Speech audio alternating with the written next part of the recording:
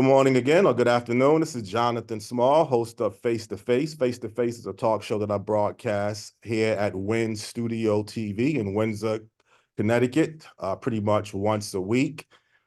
This show, Face to Face, is a show that's designed to ask the guests the hard questions and give you, the viewers, the answers and information that you deserve to know. This afternoon on Face to Face, we have a very powerful person who is committed and passionate about her community. She has a tremendous amount of intellect and special skills, and I feel privileged to have this person here this afternoon as the guest for the first show of 2024 at Win Studio. This person is a strategic outreach. What's the last part again? My fault. My lobbying firm is Strategic Outreach Solutions. That's right.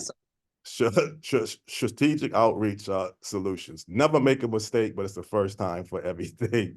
That's okay. Janice Flemming. Good afternoon, Janice. How are you doing? Good afternoon. I got married, so now it's like Janice Flemming Butler. But That's right. I did see that up there. So yeah, congratulations, Janice Flemming's Butler. You got yeah, married. Okay. Janice, could you let people know a little bit about yourself briefly before we start this show? yeah. Of course, I'm Janice Flemming Butler, a lifelong resident in Hartford, Connecticut. Um, the owner of Voices of Women of Color, which is a strategy for a firm that does outreach in the greater Hartford area and now has gone statewide. That's what many people know me for. And I think it was 2016, I started my lobbying firm, Strategic Outreach Solutions, and wanted to spend time uh, teaching businesses how to deal with urban communities because I realized that we were having a lot of public and private intersection happening in my city. And I thought it would be a nice space for me to teach businesses how to deal with us and also bring in women at the legislative level. So, it's pretty much what I'm doing these days. Right. So a lobbyist, you handle some real big issues or cases. I mean, as a lobbyist. Yeah, you're dealing with legislations, either you for or against something that's going to impact your community or your client, and so yeah. Mhm. Well, Janice, recently there was a big press conference involving housing, I guess a former Fuller Brush factory. And actually, it went from a transformation to Fuller Brush Factory to CRT, the headquarters at one point, to currently the Department of Social Service buildings. And now it's vacant, I believe, but it's in the process of transforming into housing. And you had a press conference, or you were involved in a big press conference. And could you kind of let people know a little bit about the press conference, first of all, related towards 3850 Main Street in Hartford, Connecticut? Well, the press conference was a result of 3 years of engaging in community, um, on envisioning something different for what many of you may call the Fuller Brush building, and some of you may call it the DSS building. But many of us who are born and raised in Hartford through poverty know that building as the welfare building. And so, you know, for me, it was kind of trying to work with the community to think through what would they like to see here. And one of the things that I concluded early on is that in the Northeast community, there was an abundance of subsidized housing, but no anchor there to support the homeowners and bringing up their value. And in hearing that, it was clear to me that this building, along with others like Steve Harris and Helen Nixon and her group and others, after meeting with them for 3 years, it became clear that this building needed an economic anchor that can bring young professionals back to North Hartford. And Okay. so that's how it started. Yeah, but I see, Janice, I think it's important. I mean, you said people know the building as the welfare building, but I think the history of the building does play a role because it was a legitimate factory that was employing people for a long period of time. Then it closed down for that level. Then it went to another transformation of the community renewal team headquarters. Many young people may not remember those two elements. Then when it went to, and you say the welfare building, but technically, let's say the Department of Social Service building, but the stigma that people have is it's classified as the welfare building. So it went from one point of a factory employing people, having a direct economic impact, to a nonprofit, um, yeah, a nonprofit situation or nonprofit building as the headquarters for the community renewal team. And then last, it went towards the Department of Social Service buildings. So although the younger people who came along probably in the 90s will not remember the first two, the I last, was in the 70s. I'm 50 years old, and while the history is important, uh, uh, why I made my comments on some of us referred to it as the welfare building, because I can assure you I was born in the 70s. yes, And this is the important thing about history.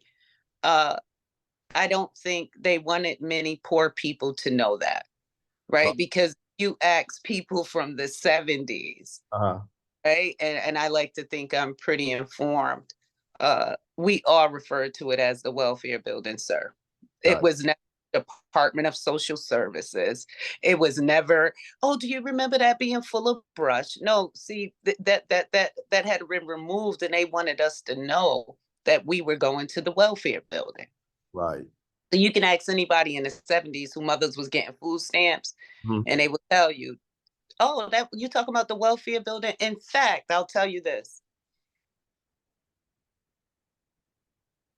I'm Jewish, Uh, and I was helping my brother Alan Lazowski do some stuff downtown. And I said to him, I've been told by many mayors that no one wants to come and develop in North Hartford. mm, And I truly don't believe that. And can you look at some buildings in North Hartford that we can think through? And when I come back from vacation, let's talk about it. mm, I came back and my brother called me and said, Janice, I think we have something. And I said, really? And he said, yes, the old Fuller Brush building. And yes. I said, what's that? Mhm. He said, we're here now. Why don't you come by? And I said, what's the address? And he tells me 3580 Main Street. Right. I get in the car, I drive down, and I start realizing where I'm heading. I start feeling like uh, that I was going almost back in time. I pull up, I envision the man in the hot dog stand out in front. Mm, I'm envisioning myself on the bus with my mother telling me not to tell these white people about my dad or anything, to be quiet when I go in. And I'm sitting there in my car and I'm still trying to figure out why I did not know this was the Fuller Brush building. mm, So as we enter into the building, on the floor, it says Fuller. And I begin to laugh. And my brother says to me, David, what's funny? And I said, I would have never known that this building was called Fuller when I was younger, because my mother would always make us hold our heads high mhm. when we entered this building. And the only place it was written Fuller that was left from when it was Fuller Brush was on the floor. So Mhm. I would have never read that because I've always had my head held high. And so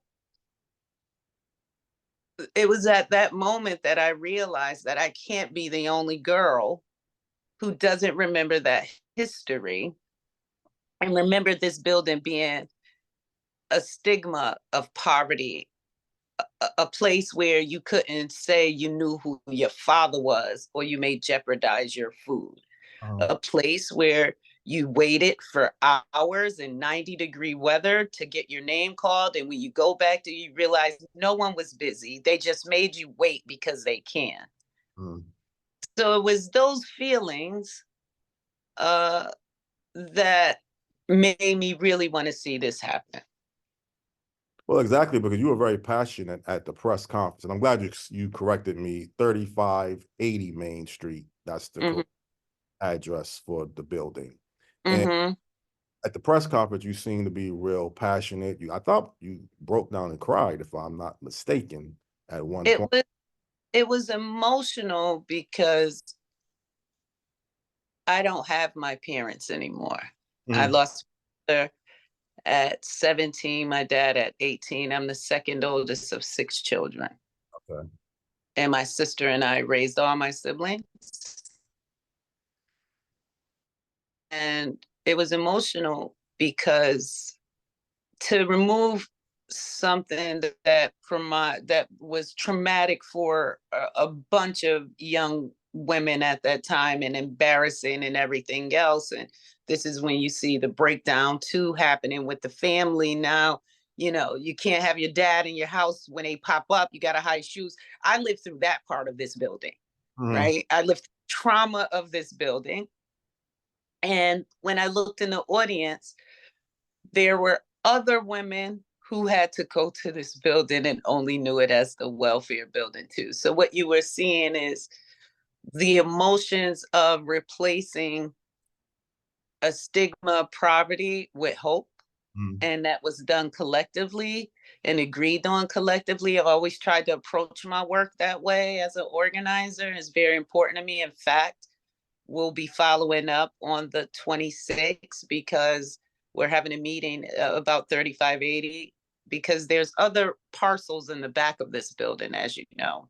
And it's important to me to engage young people to come back to the community and be in this building. A lot of times we forget that, we as we should, right? We should focus on affordable and subsidized housing.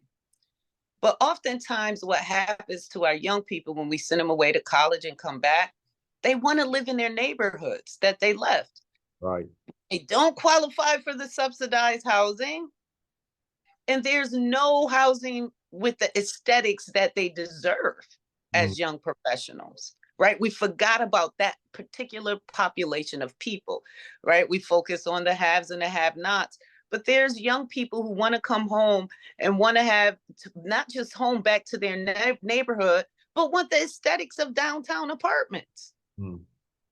Well, Janice, is this going to be, you saying not affordable housing, it's going to be market rate housing? So it's going to be a certain rate that you have to pay for, or is it going to be both, mixed affordable rate and market rate? No, I like to be very clear on what I mean on this part. There's 166 units. According to HUD guidelines, 5 of them have to be, according to your income or whatever. The other 161 are for young professionals, 1 and 2 bedrooms. Now, when people say affordable, I always often ask them to define that, right? Because what I'm proposing in this project is similar to a 1-bedroom that a slumlord has in this community. You see what I'm saying? Like, there are 1-bedrooms right now on the market for $1,000, 2 bedrooms, 15, and no one's checking that it's lead, that the landlord, right? We just kind of let that happen. What this is 1 bedrooms will be $1,000. 2 bedrooms, depending on the corners, would be between $1,200 and $1,300.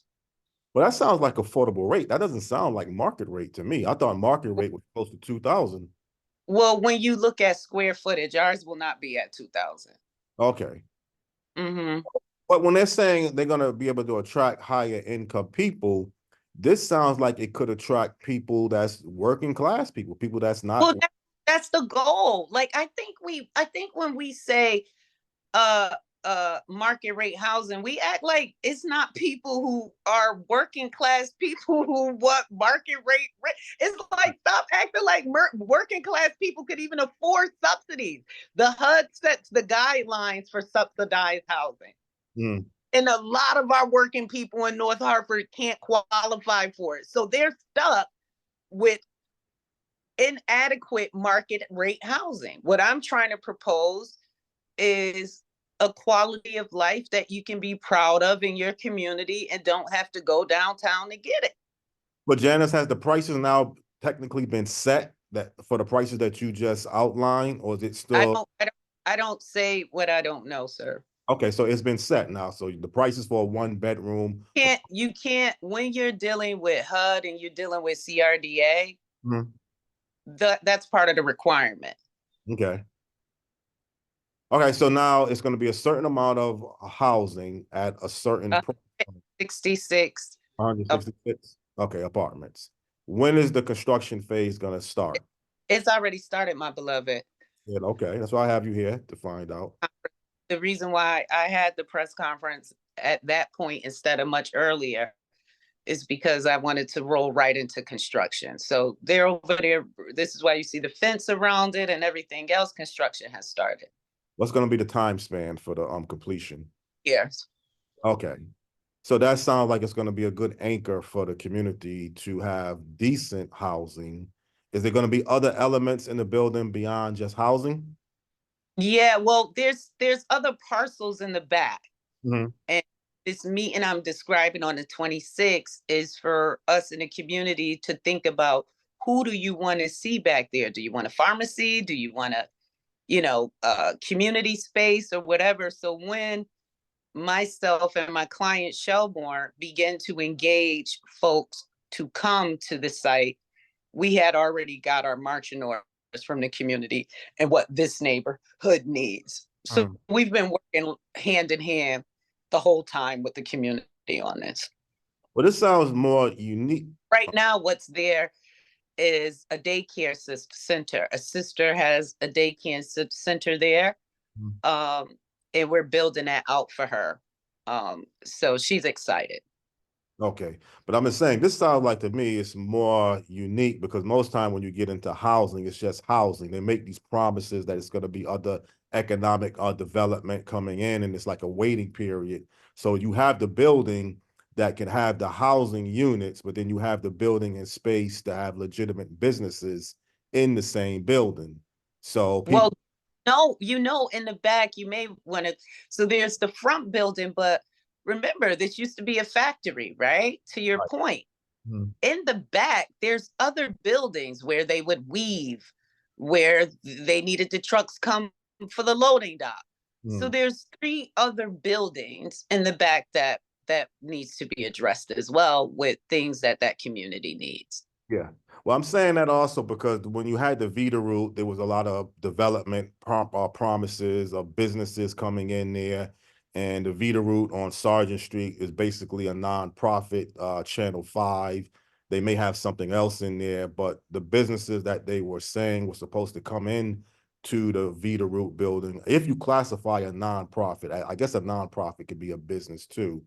But I'm Well, talking. I will say you in full transparency, is one of my businesses, the Voices of Women of Color, is housed at the Vita Root. Oh, okay. Okay. And there are all 3 floors are filled with nonprofits and business. I'm a business. Mhm. It seems to be pretty full, and Max is meeting with us to begin to revamp this building. So I would say I'm over there. Oh, okay. I'm glad you clarified that as well. But again, 3580 Main Street, this is going to be like a 2-year project. Mhm. And All we talk full amenities. We're talking central air. We're talking a gym. We're talking a common space. Mhm. Yeah. One of the things we did is we had the renderings out as well at the press conference. I believe in transparency. This hasn't been easy. We're talking about 3.5 years and people wanting to do something that's never been done in North Hartford. You can only imagine, Mhm. right? What it took to get to this point when whenever we think about North Hartford, all we think about is affordable housing. We're not thinking about, to your point, the working class person, right? And again, I'm glad you're clarifying this because every time I get into development buildings, whether it's downtown Hartford, it's mostly either, and I'm going to use the words again, market rate or affordable rate.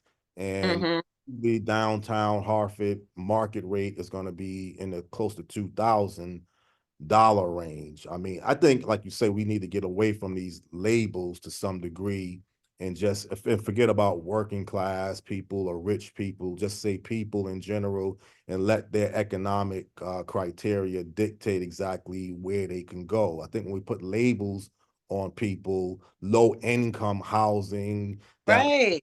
were in the past, like the people are less, and You're right. we need to just get away from some of these things. So. And the neighborhood a stigma, right? I'm a Hartford girl, born, raised, lost my parents here. In fact, my husband is from New Haven, and I was like, if you're gonna marry me, we living in Hartford, Mhm. right? When it was time for him to buy his bride a home, it took us a little while because I wanted to live in Hartford. Right. I was saying before we got interrupted was this is a lot of economic development, a place where people can live, work, and play. In this area, 3580 Main Street, people have homes that they own homes in that area. They rent apartments in that area. You have small little businesses, whether it's restaurants or bar Right. shops, beauty salons. So it is a good anchor for this community. I'm Um, glad you get it. And more importantly, I'm glad you're describing it as an anchor. mhm, Because when I went to sell this to the mayor, who, by the way, didn't realize that the stigma of it being a welfare building existed either, mhm, is I said that what Northeast is missing is an economic anchor, right. right? This property is on and off the highway, right? What young people who would have traditionally have went to Windsor to live Mhm. will now be able to consider Hartford, Right. right? And I think we forget how many people we lost in that community as a result of buildings being closed down, slumlords. The numbers have continued to decline in the Northeast community with no plan to have people at a maybe a higher level of income to come back to support the homeowners and to support the businesses in that district. And more importantly, it removes the stigma of that big developers will not develop quality housing in North Hartford. Right. Think about the last time or any time you see this type of project in North. It's never happened. Well, this is different than, let's say, like the other public housing projects like Stowe Village, It's different because it's not public house. it's not public That housing. in of itself make it different, right? Is that North Hartford has been good about giving us public housing, right? You got the Carabetas in them with the subsidized housing. They Mhm. haven't given us anything to support homeowners and young professionals who want to live in neighborhoods and not downtown with the aesthetics. It was important to me. Like if I wasn't married right now, I would still want to live in a neighborhood. And where is that apartment for me? Mhm. So Where HUD, is yeah, so Janice, HUD has nothing to do with this type of housing. HUD, what role does HUD have involved in this? no, HUD doesn't have anything to do with this. Yeah, because remember, you still those five of the 166 Mhm. is going to be set by HUD. And when people, one of the things HUD's in a tough spot too. Mhm. And this is why I always ask people to define affordable, because the numbers that's being pushed out by HUD right now at 1,000, 1,200, one would say, depending on your income scale, that's not affordable either. Mhm. So HUD's in a tough space too on how things are being calculated. And of course, you're a bright man, you know where the market is in terms of materials and everything else. Mhm. So Yeah. So Janet, the 161 other rental units, is it gonna have any income restrictions to it? No, Okay. So that's real unique because most times you deal with housing, they usually like to put income restrictions, how much money you can make. And if you make too no, much, that's usually for, you mean for, not for the five, right? well, yeah, yeah, That would be yeah, required. not for the five. It will Yeah, be, the five is an income thing because that's set, right, by the by HUD. but But for you'll have to meet, of course you want to make enough to pay for the rent. pay for the rent. But yeah, but outside of that, if you make 60,000 or 120,000, That's the thing I like to hear about now that people with money, you're not worried about if you make too much money that you're not eligible for the place other than well, you're raising the point in which the reason why I wanted to do this type of project. Mhm. The point you are making is the point I've been making. What Right. you're suggesting is, if I wanted to live in X building because I just want to live there, I may not because I'm over income. Yes. And so now I'm forced to live downtown, move out of my community, move downtown because I can't qualify for my neighborhood because it's a lot of subsidized housing. Mhm. So that's the piece. You want to make sure you have subsidized housing, right? Right. But you also, right, when we talk about why young aren't coming back, where they coming back to? You done sent them to school, everything. Now they coming back, they making $80,000. They can't live in the project they moved from, right? I'm from Charter Oak Terrace. I Right. no longer qualify for, but I want to stay in my neighborhood. Yes. Exactly. Yeah. Well, again, this project, I mean, now the housing, like the rental units, you mentioned something about central air. So is it going to be Energy Stars? Is it going to be new appliances? So it's going to really be a nice overall. New cabinets, new everything, new floors, gym. And I must tell you, it's been difficult too, because this is a historical landmark, Mhm. right? So every step of the way, you just, you know, the historical, what are they, the historical foundation, whatever they're called, they want you to try to figure out how to replace stuff from 400 years ago, right? Mhm. Where companies aren't even in business anymore. So Right. even getting through those hurdles to get to that point of breaking ground was a tremendous overhaul, and we'll keep having that issue as we move forward. Mhm. Do, do you think this type of development not only is it going to attract people from outside of the city? Is it going to be something that you think people from West Hartford, Windsor, anywhere throughout the greater Hartford area, you think they're going to be looked at this area and saying this is a place that they want to come to? You think it's going to really stand out on that I level? think so, but I'm gonna be transparent and say this: Mhm. uh, I'm gonna be looking for people to come home. Come home, right, right, right, to do that. And this is why we're going to be having these committees on the 26th each month, where we're partnering with uh the deltas, the sororities, fraternities, the NAACPs, the organizations that have young professionals, and really doing presentations to them to try to say, hey, come home, we got somewhere for you to be, those aesthetics you want, those, that gym you want, that space you want, where Mhm. you can walk and get some Jamaican food from the West Indian Club, where your building is secure. Mhm. We got you. Right. And I guess up until now, most of the emphasis has been on downtown housing, transforming hotels and office. Park Street, right? It's been north and south that hasn't had that kind of economic driver that we see happening downtown and on Park Street. And Park Street has a wonderful developer. Carlos has re-envisioned what Park Street looks like and got the support to do it. Mhm. There's a difference when you get that support.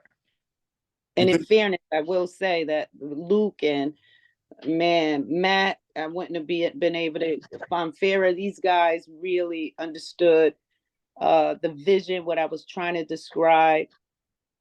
Mm. and really trying to, get everything. CRDA did a really good job in trying to make this thing happen. So I have to say kudos to them.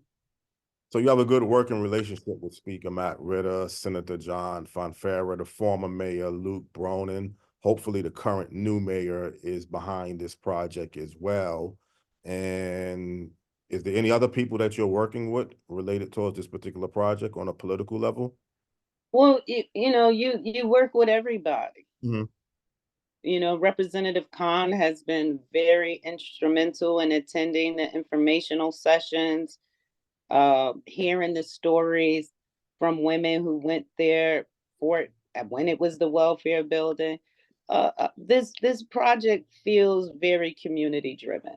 Yes, it is. It is to do that. And hopefully it can also, like I mentioned earlier, be an anchor towards the whole area of the northeast section of the city. Well, what I'm hoping it does is it allows other developers to rethink where they only can develop at, right? And to say, hey, maybe we should look at North Hartford a little closer. Maybe we, you know what I'm saying? Mm. Let's be real. Wasn't nobody telling developers to go to North Hartford and think creatively. Mhm. They like, oh, when you go to North Hartford, just, change over the project, let's keep some HUD housing. No one said, they try to make people believe that no one would come to Hartford, North Hartford for market rate rent. I beg to differ. And Right. we gonna find out, aren't we? Yeah, yeah. And I'm really looking forward to this completion date because that's real important, when a project gets finished. It's one thing to start something, but you obviously want to see the project get finished and complete because that's when you're going to get the benefits of the particular project. I I hope it, can assure you, uh, it's I all can good. assure that Exactly. this gonna get finished. Exactly. Well, it I, sounds, I, I don't really play like that. yeah. Well, I mean, when you see construction getting started, it's a good sign. You want to continue to see it. You don't want to see no issues. Any issues that come up, you want these issues to be corrected. So that's real Absolutely. and everything. But you feel very optimistic about this project overall. I feel that I won't stop working until it's done. Right. To do that. This one's, I have a career of over 22 years. I've been around for a long time, you know Uh, what I mean? And I don't know, I've had a lot of things that have moved me, but this one feels personal. right. And this project is also close to where the Colin Bennett did those homes further It's up across the street across the from, street. Right. yeah, from St. Monica's Hey, senior house. Molly. See, That's right. that's why I'm That's right. saying that there's homeowners that live in this area. There's rental people that All up and down the little side streets. Helen Nixon, her whole family lived on Violet. We don't think, right. You don't consider homeowners in that community. right. And then you have Steve Harris, who's very passionate of Cleveland Avenue, my old. Oh, that's my cousin. Oh, your cousin? Oh, I didn't even Yeah, realize that. my grandfather and his father are brothers. Oh, okay. Hmm. And it's been dedicated to Cleveland Avenue, my old The street. Northeast period. Uh, He uh, dedicated to the 06120. uh, That's his stomping ground. Listen, it's gonna be there, or it ain't gonna be nowhere else for him. yes, I didn't realize that you was related to Steve Harris and everything. Small. Kyle Anderson is my cousin as well. Uh-huh. Yeah, they say Hmm. Austin has about 14 or 20 plus families, so a lot of people are related. We related, Joe. Yep. Exactly. Well, is there anything else about this project as we are wrapping up towards the end that you want people to know, or anything else related towards this Well, if they're interested in learning more, please feel free to come to Parker Memorial, January 26th at 6 p.m. We will begin the conversations on what we want to see happen to the next parcels in phase two. Like, what businesses do we want to see over there? Do we want to try to engage uh, Hartford Healthcare, given that St. Monica's across the street, to get, like, an urgent center or something? I'm interested in hearing what the ideas are. Mhm. because I'm going to be very intentional on soliciting uh, those organizations or businesses that this community need for phase two. Yes. And again, you're a strategic outreach worker.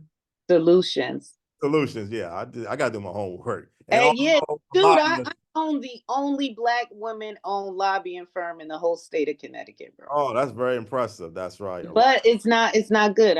We need more Black women who can articulate our issues to legislators from a certain voice and lens. You Mhm. know what I mean? Like, to the when just thinking about this project, how many people was like, but don't we need affordable housing? I'm like, what about young professionals who want to live in the neighborhood? We have to change how people talk about what we need. Right, right. And currently, like I said, we have a new mayoral administration. Let's try to stay positive and Right. I feel hopeful with him. hopeful. Okay, that's good to know as well. And then you have your city council people. So there's a lot of people politically, state representatives, state senators. Everybody has to play a role, political involvement, community involvement, legislation involvement, financial involvement, community activists, whether you classify yourself as a community activist as well. Do not. I'm an organizer. Organize. Okay, but you do have community activists that has a role too, that always Absolutely. Yep. everybody can be My job is to listen to those activists and stakeholders in Northeast, right. right? Is to ensure that what they want to see happen, that whatever power I possess and whatever role I'm in, to make sure that that happen, and to also make sure when it can't happen that they have a reason why. Okay. Well, let's pretty much end this program on a good note. A very impressed what you had to say. Look forward to looking at this project move forward at 3580 Main Street in Hartford, Connecticut, 06120, the northeast section of the city of Hartford. So it was a pleasure talking to you this morning or this afternoon, Janice. Yeah.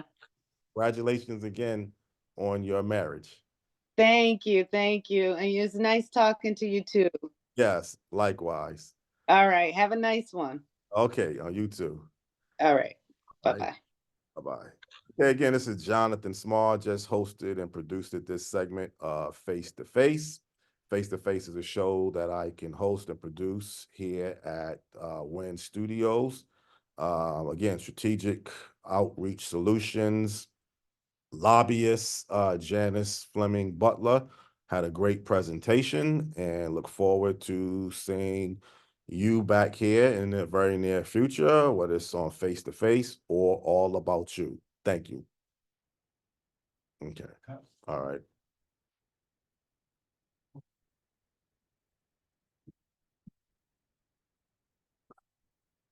So